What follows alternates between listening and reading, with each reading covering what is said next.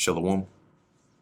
First and foremost, I want to give all praises, honor, and glory to Yahweh, Bahasham, Yahweh Shai, Bahasham, Rakha Kodash. Double honors to the elders and the apostles of Great Millstone, and peace and blessings to the elect. And today we're going to go into Ezekiel, the 23rd chapter. In this chapter, it's dealing with the Lord calling to remembrance, the wickedness, the sins of Israel, but more so the idolatry. However, he says it, he likens it onto Israel, the kingdom of Judah, and the kingdom of Israel, the northern kingdom, having committed whoredom. He basically likens them onto whores. And there's some verses in there that are, somewhat explicit, going into the comparison that the Lord is making between the Israelites as a people worshiping other idols and serving other gods, and a whorish woman, having many partners and committing lewd acts while she has a husband. Okay, so you'll see a lot of that comparison as we're reading. There's a lot of, likening Israel to a woman and the gods of these other nations onto, the men of these other nations. Okay, so let's get into it. This is the book of Ezekiel chapter 23, verse 1. And the word of the Lord Yahweh came again unto me, saying, Son of man, there were two women, the daughters of one mother. So they were sisters. And they committed whoredoms in Egypt. They committed whoredoms in their youth. There were their breasts pressed, and there they bruised the teats of their virginity. Okay, now basically what the Lord is saying here is there were two sisters, okay, which were, played the roles of whores in Egypt. And this is talking about Israel as a whole, but the two sisters likening Israel after it got split, the kingdom got split. You had the kingdom of Israel, which was the northern kingdom, and then you had the kingdom of Judah. So these were the two sisters, right? But in Egypt, obviously, they were one nation. But here it says they were committing whoredoms in Egypt. So going back to when before Israel got delivered out of Egypt, they were committing all forms of idolatry and serving the Egyptian gods and so on. That's the whoredoms the Lord is referring to here. So it says here, there were their breasts pressed, meaning they're like what you would expect, right? Pressed, not as in like, somebody stomping on them, but somebody caressing them, fondling them, playing with them. Okay. So they were having their breast, messed with. And there they bruised. When it says bruise, it's not referring to your typical sense of a bruise, like somebody punches you and you have a bruise, but it's also another form of saying, caressing and stuff like that. The teats of their virginity, the teats being their breasts, their nipples, all of that. Okay, and their virginity because they were young, like it says, not as in underage young, but youth, as in a woman, a youthful woman. She has a perky set, and so on and so on and so forth. So the Lord is saying here that going back in Egypt, when they were committing these whoredoms, like whores, having their breasts being played with, and their youthful breasts being fondled. Verse 4, it says, and the names of them were Aholah, the elder, and Aholibah, her sister. And they were mine, and they bare sons and daughters. Thus were their names. Samaria is Aholah, and Jerusalem Aholibah. So the Lord is saying in this metaphorical talk that I'm doing here, in this scenario I'm likening them onto, Aholah is going to represent Samaria, which is the northern kingdom, and Aholibah is going to represent Jerusalem, which is the southern kingdom. Okay, and it says they were mine because they belonged to the Lord, but they were committing adultery against them. Verse 5, and Aholah played the harlot when she was mine, and she doted on her lovers, On the Assyrians, her neighbors. So in this sense, she lusted after, like it says, her lovers, which would represent these other gods, these idols, I should say, right? On the Assyrians, her neighbors. So when it talks about the Assyrians, or when it talks about the people of another nation, it's really referring onto their idols, the idols of that nation. But once again, the Lord is likening here the act of you bowing and serving the idols of another nation onto you being a woman that is committing adultery with the men of another nation. So verse 5, it says, and Aholah played the harlot when she was mine, and she doted on her lovers, on the Assyrians, her neighbors, which were clothed with blue, captains and rulers, all of them desirable young men, horsemen riding upon horses, and clothed in blue. That blue goes into the attire. It really goes into a purplish attire, or a purplish dye, which, as I've covered in previous lessons before, was a very expensive, all right, because it was hard to make that purple dye, and then to use it to for clothing, that would make the price of that clothing skyrocket. So those that were wearing this would be those that were in high stature. Thus she committed her whoredoms with them, with all them that were the chosen men of Assyria, and with all on whom she doted. With all their idols she defiled herself.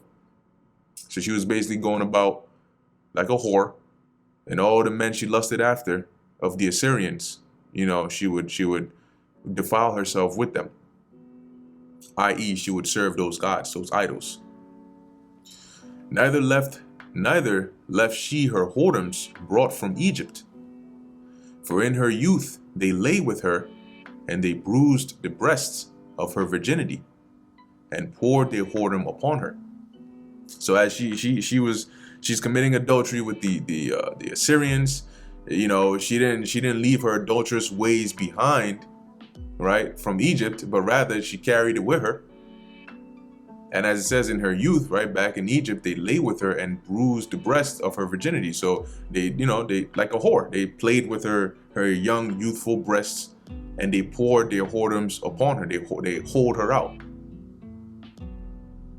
And the Lord is saying here, she didn't leave those ways behind, because now she's doing it with the Assyrians, i.e., the idolatrous ways that the Israelites were the practices they were doing in Egypt. They didn't leave that behind. And now here it is, they're serving the gods of the Assyrians. To the Lord, it's likened on to his woman committing adultery with Egyptians. They playing with her breasts and all of that. And now she basically slinging it around, holding it up for the Assyrians. Verse 9, wherefore I have delivered her into the hand of her lovers, into the hand of the Assyrians upon whom she doted. So the Lord said, you want to commit adultery, you want to go about and do all this with them? Cool, I'm going to deliver you into their hands. The same ones you lusted after. These discovered her nakedness. They took her sons and her daughters and slew her with the sword. And she became famous among women, for they had executed judgment upon her. So what actually happened? The Lord ended up having the Assyrians come up and besiege the northern kingdom, right? I believe it was Shalmaneser V, which started that siege around 727 or so BC, if I'm not mistaken, right around that time though, around the 720s. And basically besieged the northern kingdom, Samaria, and took them captives over to Assyria and those different regions over there. Okay. So as it says here, right, they discovered her nakedness, they took her sons and her daughters, and they slew her with the sword. So they basically destroyed, they deported the northern kingdom out of their land. They destroyed them through the siege. It was very bad, but it was known. It was a known thing, right? Verse 11. And when her sister Aholibah saw this, she was more corrupt in her inordinate love than she, and in her whoredoms more than her sister in her whoredoms. So when the southern kingdom saw this that was happening, it didn't deter them from going about and engaging in their idolatrous ways. In fact, they went and surpassed the shit that the northern kingdom were doing. It's what the Lord is saying here, right? When their sister Aholibah, which represents Jerusalem, when she saw what happened to her sister, in time, she became more corrupt in her inordinate love. Meaning, inordinate love is unlawful love, i.e., adultery, these kinds of things. She did that more than her sister, Ahola, right? And in her whoredoms, more than her sister in her whoredoms. So she basically surpassed what her sister did. She doted upon the Assyrians, her neighbors, captains and rulers, clothed most gorgeously, horsemen riding upon horses, all of them desirable young men. So she lusted after them. They started to get into the ways of the Assyrians, following their idolatrous ways. Okay, those are the neighbors, the captains, the desirable young men. Then I saw, because those are the ones she was committing this adultery with, which represents her or the people worshiping their idols. So who would the idols be? The ones that the people were committing adultery with, which would be, in this example at least, the captains, the rulers, X, Y, and Z. Right? It's metaphorical. It's one speech meaning another thing. Verse 13, it says, "Then I saw that she was defiled, that they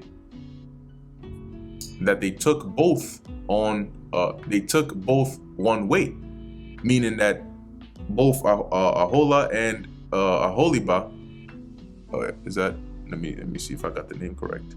Yeah, Aholibah and Ahola, both of them followed the same path. They both went down the path of wickedness and whoredom. And that she increased her whoredoms.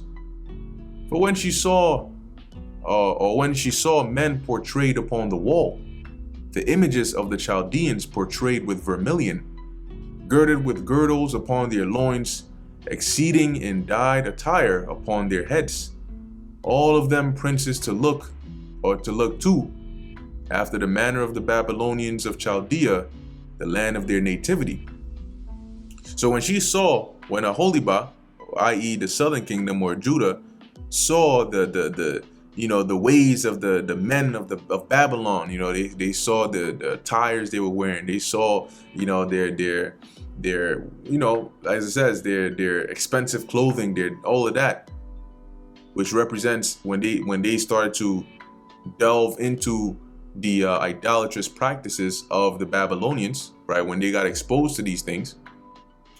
Verse 16, "And as soon as she saw them with her eyes, she doted upon them and sent messengers unto them into Chaldea," right? So it's likening Jerusalem to like a whore.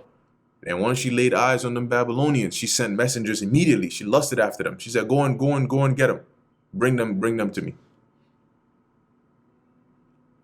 And the Babylonians came to her in the bed of love, and they defiled her with their whoredom. And she was polluted with them, and her mind was alienated from them. So the Babylonians came, they committed adultery with her, defiled her ass, and then she was polluted. And after that, it says her mind was alienated for them. So after that, she didn't want to deal with them no more. She didn't want to see them no more. And what that represents is once they got exposed to those wicked practices of Babylon, okay, that they became defiled with those practices. Right? That was this form of them being defiled by these Babylonian men and so on and so forth. It was really their idols that they were serving that made them defiled. Because the practices and customs that they were doing, passing their children through the fire and all of these things, those practices were not native to the Israelites. These were customs that were picked up from these other nations. And that's why the Lord is likening it onto committing adultery with the men of these other nations. Verse 18, "So she discovered her whoredoms and discovered her nakedness," meaning she made herself exposed. "Then my mind was alienated from her, like as my mind was alienated from her sister." So now the Lord started to, he was unhappy with her. Okay? He was no more down with him. He separated himself. Yet she multiplied her whoredoms, in calling to remembrance the days of her youth, wherein she had played the harlot in the land of Egypt. So even after this, she didn't stop. The Assyrians wasn't enough. The Babylonians wasn't enough. In fact, she remembered, she continued this by going back to her previous whorish ways when she was playing a whore in the land of Egypt.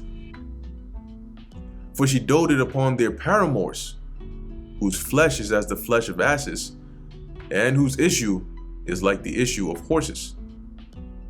And you can guess what this means, right? She doted upon their paramours. The doting meaning she lusted after them. A paramour is like a partner of someone that is, like an illicit partner that's like a concubine, but in this sense, like somebody that you're cheating on your husband with. Okay.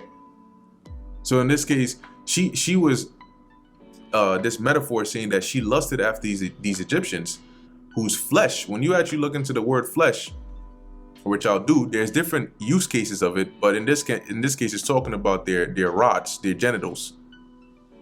Okay, let's look up here, whose flesh. So I guess the Egyptians had a rep. Anyway, it says here the flesh, Bashar, and it says here, I flesh of the body of humans. The definition C says male organ of generation, okay, meaning your rod, the male genital part, and this is a euphemism for that. Okay, it says here also, right? It says flesh from its freshness, by extension, body, person, also by euphemistically, meaning when you use this term as a euphemism, you can use it to refer to the pudenda of a man, i.e., the genital part of a man. So what the Lord was saying here is, she lusted after these Egyptians, whose rods were as the rods of asses, and asses have, they like, if you do the research on it, they say that their rods are like, like 14 inches, anywhere from there and up. So basically, this is, the example the Lord is given here, saying that she was lusting after these Egyptians, packing supersized sizes, right? Whose issue is like the issue of horses, meaning the load. I'm trying not to be as explicit here, but in order to cause the understanding, sometimes you gotta just say it as it is, right? So the word for issue, as you can see here, it says flow, issue of seminal discharge. Okay, so when they unleash that load, like a horse, when a horse lets loose, that's a heavy load right there. One would say that's a heavy load. Okay, so these Egyptians must have had a rep. That's probably why when they show some of these hieroglyphs of these Egyptians in certain scenes, they show them with some long ass, rods and shit. Okay, so they're probably known for that. So the Lord is saying here, she remembered her whorish ways from when she was being holed out in Egypt. Okay, and she went back to lusting after them Egyptians with supersized rods, releasing loads like horses. To put it in other terms, that's basically what's being said. Okay. It says here, thus thou callest to remembrance the lewdness of thy youth, in bruising thy teats by the Egyptians for the paps of thy youth, meaning they called to remembrance the whoredoms that they were committing in their youthful times, right, back in Egypt, as it says, in bruising thy teats by the Egyptians, meaning in allowing your breasts to be played with and caressed by these Egyptians, all right, which they love to do that because, as it says, for the paps of thy youth, because she was like a woman in her prime, a nice young woman of age. Okay, so them Egyptians, obviously they, a youthful set, can't hurt, basically. But in actuality, what this represents was them going back to these practices, these idolatrous ways, even as far back as Egypt. And when we read a few chapters before, Remember that when the Lord gave Ezekiel a vision of what was happening in Jerusalem, they were worshiping all sorts of idols, and some included the sun god, going back to Egyptian practices. Okay, so that's what the Lord is saying here, but in a metaphorical form, likened unto a woman that's going back to her her whorish ways of her past. Verse 22, therefore, and you can see that the Lord is being explicit here, but it's to describe, he's putting it in terms like this because it makes sense. It will make sense for you to sort of understand and relate to what the Lord is saying here, because he's using practical scenarios. We are not, gods in the sense that we have people worshiping us and bowing down to us. So we don't understand that actual dynamic per se, because we're the ones, we actually do the worshiping. We have a God that we bow and serve to. So he's given this example to say, think about it like this. Think about it as if your woman that you married, that you had kids with, was going around committing adultery with all these men all around her. The neighborhood, she the neighborhood whole. She started off as it when she was young, and she's still doing it to this day, and even going back to her exes, who they ain't no joke. They ripping her a new one. Like that feeling you would get, that's the Lord, that's the point the Lord is making here. Saying that this is what it feels like when you go about serving these other gods and these idols. Verse 22. Therefore, O Aholiba, thus saith the Lord Yahweh, behold, I will raise up thy lovers against thee, from whom thy mind is alienated, and I will bring them against thee. I will bring them against thee on every side. Now, this is referring to the Babylonians, because when we read a couple verses up, remember it says that when she laid her eyes on them Babylonian men with all their rich apparel and vermilion, she sent messengers to them that they should come, and she lied with them. But then after that, her mind was alienated from them. Well, guess what? The Lord said, them same Babylonians that your mind was alienated from, I'm going to bring them against you.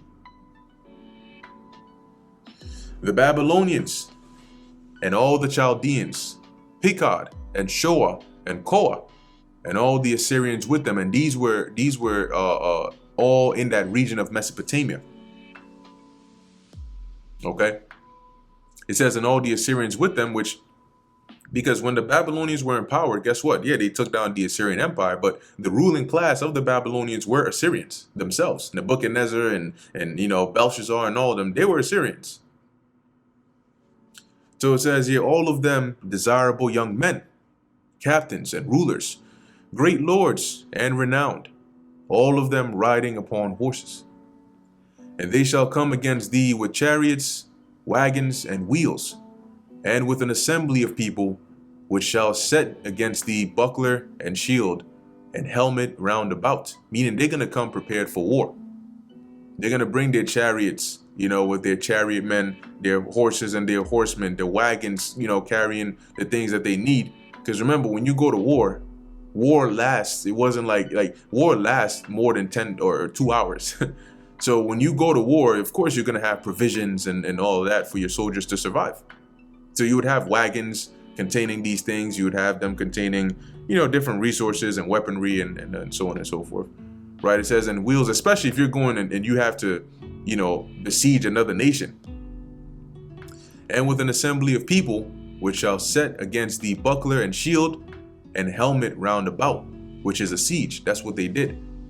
And I will set Jerusalem before them, and they shall judge thee according to their judgments. And I will set meaning they're going to destroy it. That was what their judgment was going to be, right? When the Babylonians came to Jerusalem, they destroyed it. And I will set my jealousy against thee, and they shall deal furiously with thee. And they shall take away thy nose, and thine ears, and thy remnant shall fall by the sword. Meaning that these were the kinds of things they would be doing when they came against you, because the Lord will put that spirit of his wrath and jealousy and his furious anger upon them. So they'll be cutting off them noses and ears, killing people, as it says, thy remnant shall fall by the sword, and they shall take thy sons and thy daughters, and thy residue shall be devoured by the fire. So they took some of them captives. Some of them they left to take care of the land. The remaining of the palaces and the temple and all that, they burnt it. They shall also strip thee out of thy clothes and take away thy fair jewels. Now remember, the Lord is still likening Jerusalem to this woman. So the clothing would be the expensive material, right? The jewels, the gold, and all of that. Well, when the Babylonians came, is that not what they did? You think that when they went into the temple, they just burned everything? No, they took out the golden vessels, they took out the silver, anything of value, they took it away. Thus will I make thy lewdness to cease from thee, and thy whoredom brought from the land of Egypt, so that thou shalt not lift up thine eyes unto them, nor remember Egypt anymore. So by this means, I'm gonna destroy that stupid ass idolatrous ways that you like to do. You wanna remember the ways of Egypt? Let's see if you can remember that during this destruction I'm gonna bring. Verse 28, thus saith the Lord Yahweh, behold, I will deliver thee into the hand of them whom thou hatest, into the hand of them from whom thy mind is alienated. And they shall deal with thee hatefully, and shall take away all thy labor, meaning all the things that you've worked for, the things that you've built, made, anything of value, they're going to take that, and shall leave thee naked and bare. So what did they? They took the people, they took the best things of the land, the resources, all of that. And the nakedness of thy whoredoms shall be discovered, both thy lewdness and thy whoredoms. So you're basically going to be exposed. You're going to be uncovered, and everybody's going to see your shame. And what this manifested as was the Lord allowed Jerusalem to be destroyed, to be brought into a low and destitute state for even the nations round about to see and mock. And when you read the book of Ezra, right, second Esdras, even first and second Esdras, but second Esdras, a part of why the Lord sent an angel to Esdras was because when he was speaking his mind to the Lord, he was complaining, saying, Lord, look at the condition you brought us in. You say that you made the world for our sakes, but we don't even have an inheritance in here. We're captives in a foreign land. Yeah, we were bad, but are these Babylonians any better? If not for us, who's going to call on your name? Because of the state and the condition the Lord had put us in. And then, he was justified. Look, we've read 23 chapters worth of the Lord reiterating, this is the wickedness they're doing. This is what I'm going to do to them. This is the wickedness they're doing. This is what I'm going to do to them. I will do these things unto them or unto thee, because thou hast gone a whoring after the heathen, and because thou art polluted with their idols. Thou hast walked in the way of thy sister, therefore will I give her cup into thine hand. So the same way the northern kingdom was heavy into their idolatries, right? I think in the book of Hosea it talks about that. Ephraim is given onto idols. So the same way, right? That's the sister is talking about here. The northern kingdom, they walked in the ways of whoredom. The Lord says, guess what? You walked in that same path. Therefore, the cup, right? I will give her cup into thine hand. So the cup that she had to drink, which was the captivity and the suffering they went through, the Lord says, you're going to drink that same cup. You're going to go through those same things. Thus saith the Lord Yahweh, thou shalt drink of thy sister's cup, deep and large. So this cup is not a small cup. It's deep. It's a big cup. But you're going to drink it all. Thou shalt be laughed to scorn and had in derision.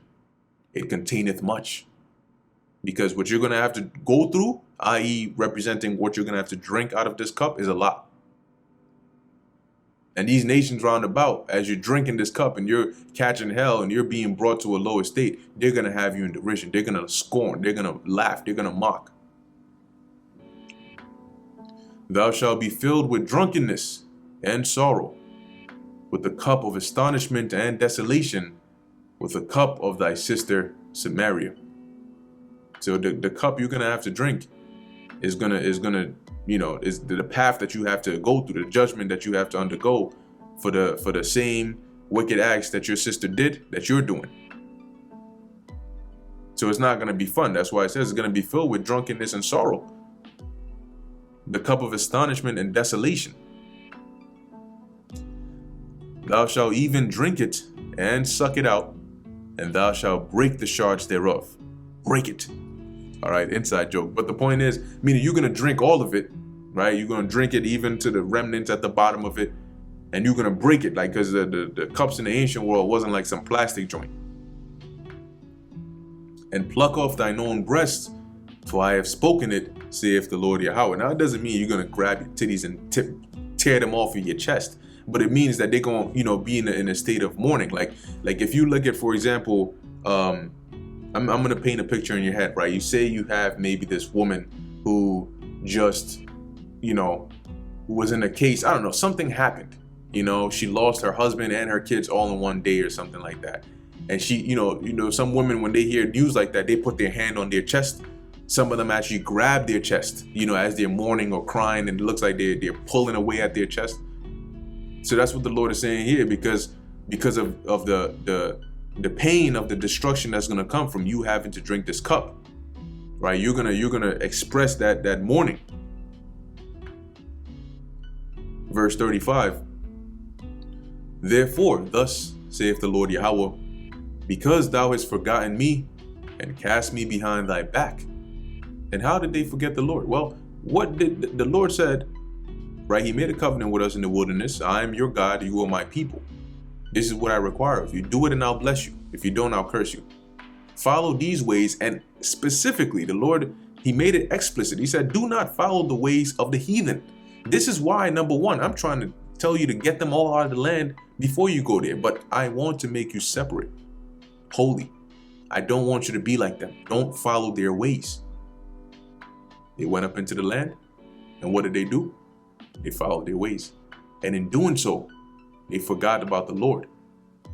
None of them stopped to think and say, hey, didn't the Lord say we shouldn't do this? None of them started to say, let's execute righteousness in the land. They threw all that, like it says, they cast me behind their back. So they treated the Most High like an afterthought, because they were so busy focusing on the idols and the wicked ways that they wanted to follow. Every man following the ways of his own heart. Therefore, bear thou also thy lewdness and thy whoredoms. So now you're going to have to carry the consequences of the lewd, wicked acts that you've been committing, and your whoredoms, i.e. your idolatrous ways. The Lord Yahweh said moreover unto me, Son of man, wilt thou judge Aholah and Aholibah?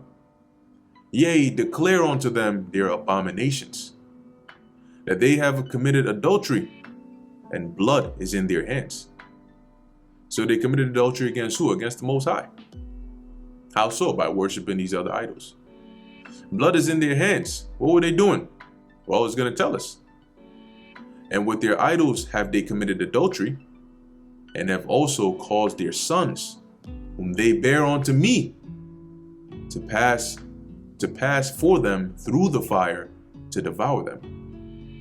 So you had women and different, families and, wicked ones burning their children as fire sacrifices. And the Lord is saying here, that blood is on your hands. You committed adultery by worshiping these other idols, serving them, going up onto these groves, these high places. And you didn't stop there. You sacrificed these children that are mine to these other gods. Verse 38. Let's see. Moreover, this they have done unto me. They have defiled my sanctuary in the same day, and have profaned my Sabbaths. For when they had slain their children to their idols, then they came the same day into my sanctuary to profane it. So you would have certain individuals that would go, maybe in the morning, they would go and commit a sacrifice to another god, and then they'd come to the temple to come in and quote unquote worship. It says here, and lo, thus have they done in the midst of mine house. And furthermore, that ye have set for men to come from far, or ye have sent for men to come from far, unto whom a messenger was sent. And lo, they came, for whom thou didst wash thyself, painted thine eyes, and deckest thyself with ornaments. So once again, going back to the metaphor of Jerusalem being a wicked, adulterous woman, she sent messengers to men from afar, basically telling them to come through. Like if that married woman sends a text saying, "Yo, come through, I got the free crib," and they came, they pulled up. Snow, winter's heat, summer allergies, it don't matter. They pulled up. As it says, she prepared herself. She washed herself, painted thine eyes. Today, that's like a woman putting on makeup. Right? And deckest thyself with ornaments. Putting them jewels on and all that to look good, to commit adultery. And sattest upon a stately bed, meaning a glorious bed, and a table prepared before it, whereupon thou hast set mine incense and mine oil. So that you prepared yourself for these men that you're going to commit adultery with. You put in using my resources to go and do this. I.e., you're worshiping and serving gods from a faraway land. You're sacrificing the animals and the food that I've given you. You're sacrificing the children that really come from me, because I opened the womb and I closed the womb. These meat offerings and all of that, which really should be sacrificed to me, you're sacrificing them to them. Verse 42, and a voice of a multitude being at ease was with her, and with men of the common sort were brought Sabians from the wilderness, which put bracelets upon their hands and beautiful crowns upon their heads. And this is like painting that picture of like a harlot's scene, meaning like you had the sound of like many men, common men of all sorts, with you, putting bracelets on your hands and crowns upon your head. Then said I unto her that was old in adulteries, meaning she been committing adultery from her youth up. She's been serving these idols from all the way back in Egypt all the way till now. And the Lord said, will they now commit whoredoms with her, and she with them? So all these dudes over here, you gonna let them hit too? Yet they went in unto her, as they go in unto a woman that playeth the harlot. So it's kind of like when, a man goes to a whorehouse and there's a woman over there. The woman doesn't see just one man.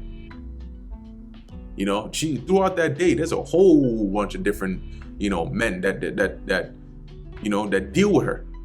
So the Lord is saying here, you got all these dudes over here, and I'm asking, you gonna commit whoredoms with her too, or with them too? And that's exactly what they did.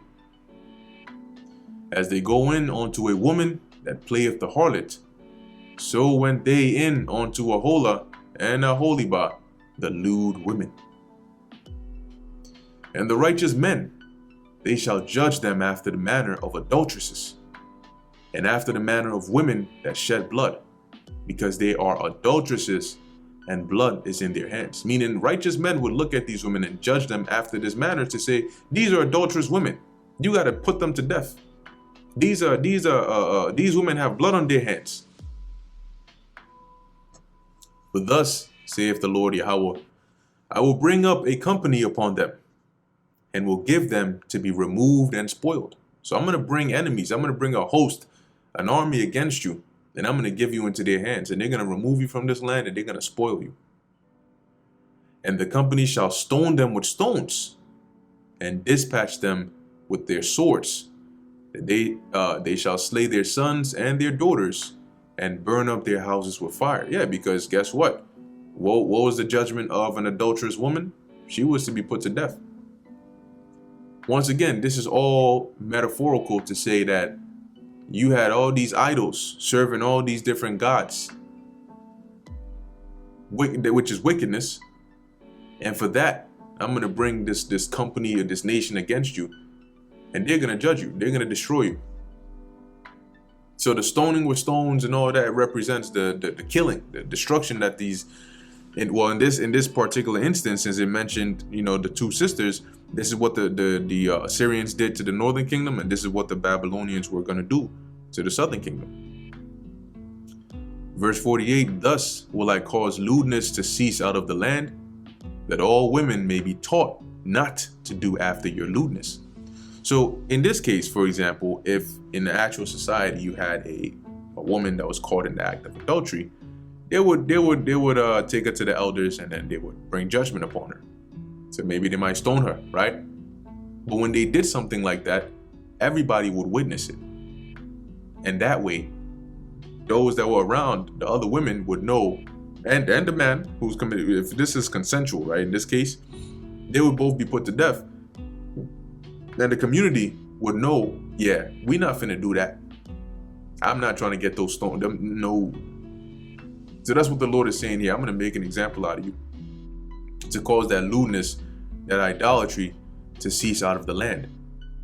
That everybody else around can bear witness and can learn from this situation here.